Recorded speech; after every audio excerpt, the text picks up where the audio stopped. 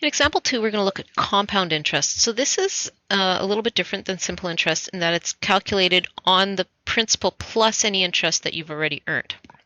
So for example, if you invest your money for 2 years, but you earn interest annually, in the second year you're going to get interest on the interest. So they would calculate after 1 year how much interest do you earn. So maybe you say for the previous example you had the $5,000 and maybe you had I don't know, we didn't do one after 1 year, but say we had an extra 4%, so $5,000 at 4%, now we've got an extra $200.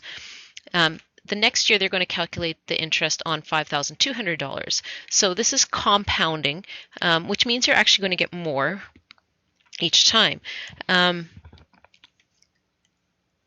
So if the interest is compounded annually, that means the interest is applied to the account once a year. The compounding period of the investment is 1 year, and they can have different compounding periods. So here's some examples. You might say, well, it's compounded annually, then your n is equal to 1. And we're going to see what n means shortly, or why we're using n. Compounded semi-annually, that means they compound it 2 times a year. They compound quarterly, it's 4 times a year. Monthly, 12 times a year. Weekly, 52 times a year. Bi-weekly, every other week. 26 times a year. Semi-monthly, 2 times a month. That's 24 times a year. And daily is 365. These might be things that you want to write down on a reference sheet. Just a tip there. Okay, so you know what each of these terms mean. This is the formula that we use for compound interest. So A is still the amount that we get at the end. You remember though when we did simple interest, we calculated the interest first. Here the interest is all going to be figured out in there. So we just get the end amount. Okay. The principal, the amount that you initially invest, 1 plus the rate, again in decimal form, over n. N is the number of times it's compounded a year, to the power of, so this you're going to have to use the exponent button, n, so the number of times it's compounded, times t, which is the term, the number of years that it's in there. Okay, so let's look at example 2.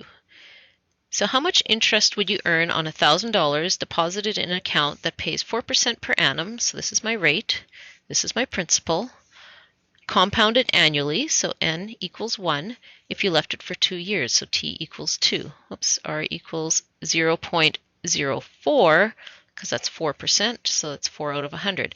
So the amount is equal to the principal times 1 plus the rate over the number of times it's compounded, all to the power of n times the term. So the principal is $1,000, 1 plus 0.04 over n, which is 1 times 2. So when you put this into your calculator, make sure you're doing this on your calculator and checking to see if you get the same answer, because different calculators will work differently. Most of them you should have, if you don't have a calculator with bracket buttons, you should invest in one. So you can put 1,000, usually you can just throw in an open bracket, you might have to put times open bracket, 1 plus 0.04 divided by 1, which would just be 0.04, so you don't really have to do it. Now, the exponent one, here you could just square it, but usually that won't be the case. You might have a little button that looks like this.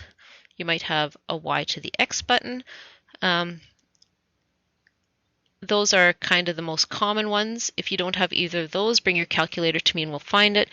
You'll use that and then you'll put a 2 after it and then hit equals or enter or whatever you use on your calculator, and it should give you 1,081.6. Now, this is the amount you get at the end. The question is asking for the interest you would earn.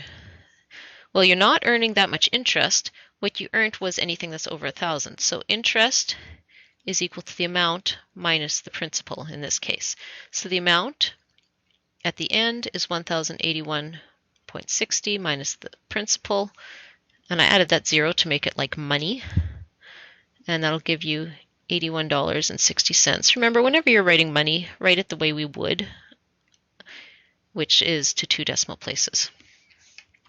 Well, what would you get with simple interest? Well, the interest would be principal times the rate times the term.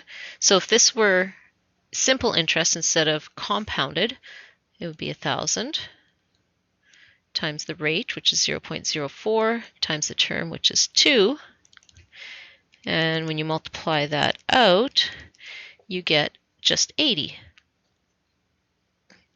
So it's not huge. You only get an extra $1.60 there, but you do get a little bit more. So simple interest, you would get $80.